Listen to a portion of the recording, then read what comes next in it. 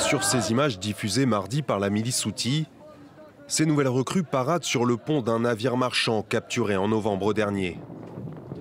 Co-détenu par un homme d'affaires israélien, le Galaxy Leader compte parmi la trentaine de transporteurs internationaux ciblés depuis le début de la guerre entre Israël et le Hamas par le groupe aligné sur l'Iran. Après avoir réussi à frapper lundi un navire marchand américain en mer Rouge sans faire de blessés, les Houthis ont depuis revendiqué un tir de missile réussi sur un autre navire, grec cette fois, le Zographia. En soutien aux revendications du peuple palestinien agressé à Gaza, les forces navales ont mené une opération sur le Zographia. Le navire se dirigeait vers les ports de la Palestine occupée. Il a été ciblé par plusieurs missiles et frappé.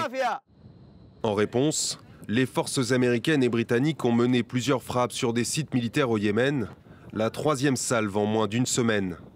Mais selon des sources américaines, le groupe rebelle conserverait environ 75% de ses capacités offensives, de quoi alimenter les craintes d'un embrasement de la région. Depuis le Forum économique de Davos, le conseiller à la sécurité nationale des États-Unis affirme que la Maison-Blanche fait preuve de prudence.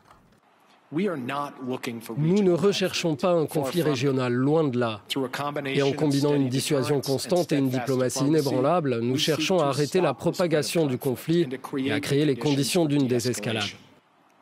Les forces américaines se préparent à des représailles des Houthis, de quoi peser un peu plus sur le trafic maritime de cette artère essentielle au commerce mondial.